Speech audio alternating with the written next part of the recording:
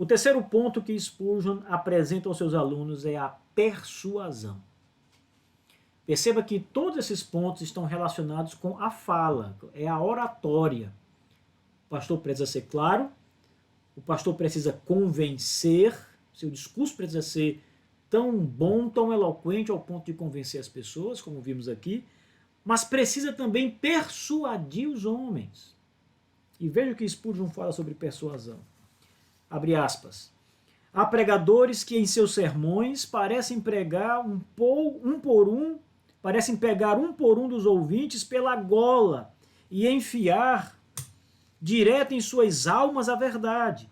Outros generalizam tanto e, além disso, são tão frios que fazem pensar que estão falando a habitantes de algum planeta remoto, cujos assuntos não lhe interessam muito. Aprendam a arte de pleitear com os homens, diz Spurgeon. Então, na pregação, Spurgeon vai lembrar que o equilíbrio é importante. O ministro do evangelho precisa ser um homem no púlpito cujo sermão, a palavra, seja equilibrada.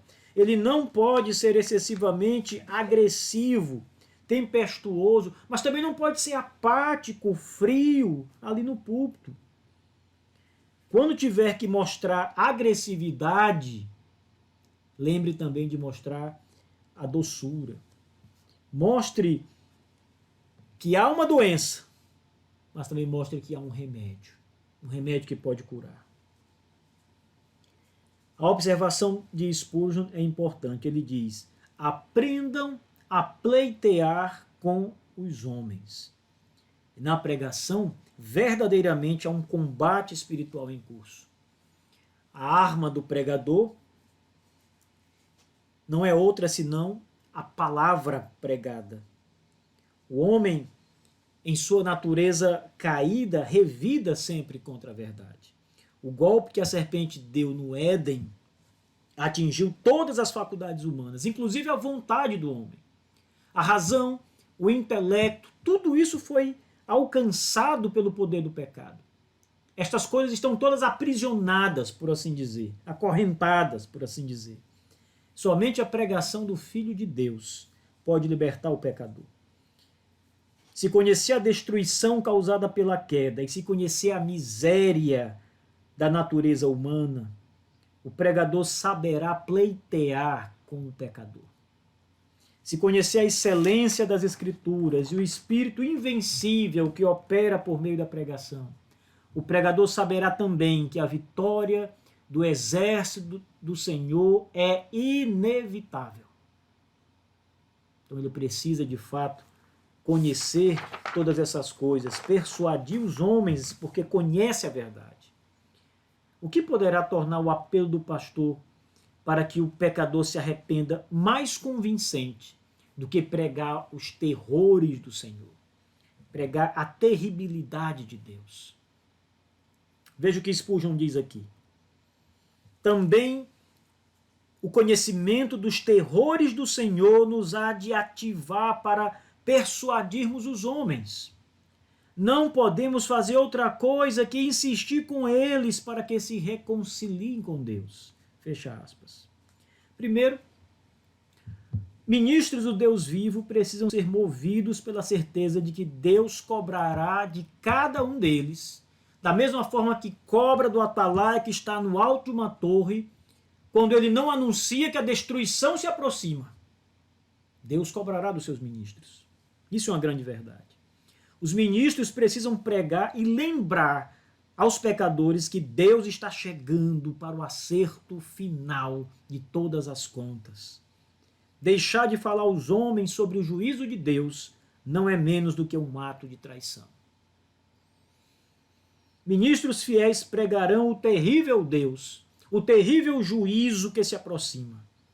Deus salva pecadores com esse tipo de pregação, pessoal. Por mais que as pessoas acreditem que não, Deus salva homens quando esta pregação da terribilidade de Deus é anunciada. Deus salvou os cruéis ninivitas com a pregação de Jonas.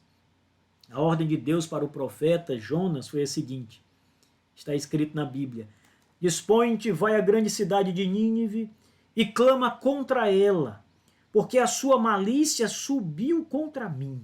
Jonas capítulo 1, verso 2. A ordem de Deus foi para que Jonas pregasse contra a cidade de Nínive. Jonas caminhou pela cidade e pregou a terribilidade do juízo de Deus. Diz o texto bíblico: começou Jonas a percorrer a cidade de caminho de um dia, e pregava, e dizia: ainda 40 dias, Nínive será destruída. Jonas 3, verso 4. Ora, veja como esta pregação dos juízos de Deus, da terribilidade do Senhor, é poderosa. O que pode afetar o coração de um homem mais do que saber o quão terrível é o Senhor contra ele, se ele não se arrepender dos seus pecados? Quão terrível será o julgamento dele se ele não se arrepender dos seus pecados? Segundo, conhecer a terribilidade de Deus levará pecadores à fé e ao arrependimento. Alguém pode até dizer que esse tipo de pregação ameaçadora não é boa e acabará levando as pessoas ao desespero, a sair da igreja, a ficarem desesperadas de fato. Dizem que é uma pregação imprópria para a nossa época pós-moderna. É exatamente isso que a pregação precisa provocar nos homens: desespero. O pecador precisa entrar em desespero verdadeiro, em desespero real. É exatamente isso que a pregação precisa provocar. O pecador, quando contempla o seu estado de miséria, e quando ele contempla também aquele que é justo e terrível em seus julgamentos, ele precisa se desesperar. O pregador precisa ser persuasivo aqui. Ele precisa convencer com a persuasão ao ponto de fazer o pecador não somente sentir o calor do inferno, mas as próprias chamas do inferno lhe queimando. O pecador precisa se desesperar. Ele tem motivos reais para se desesperar. Os ninivitas se desesperaram com a pregação de Jonas. Contudo, o desespero dos ninivitas os levou aos pés do Senhor. Curvaram-se diante de Deus em arrependimento sincero. Diz o texto: os ninivitas creram em Deus e proclamaram um jejum, e se vestiram de pano de saco e de cinzas, desde o maior até o menor. Jonas 3, verso 5. Por amor aos homens pregadores, não os deixe esquecer de que terrível coisa é cair nas mãos do Deus vivo. Preguem, persuada cada um dos seus ouvintes a crer em Deus. Pregue a terribilidade do Senhor. Uma mensagem como essa jamais poderá ser pregada de modo de frio e indiferente. Como é que um pregador irá pregar sobre os juízos de Deus, sobre a terribilidade de Deus, com um grande sorriso no rosto, alegremente? Como é que um pregador, ao falar sobre a morte eterna de uma pessoa, o inferno eterno ao qual os homens ímpios, descrentes serão lançados, pode pregar de uma maneira que as pessoas percebam que ele não se incomoda com isso?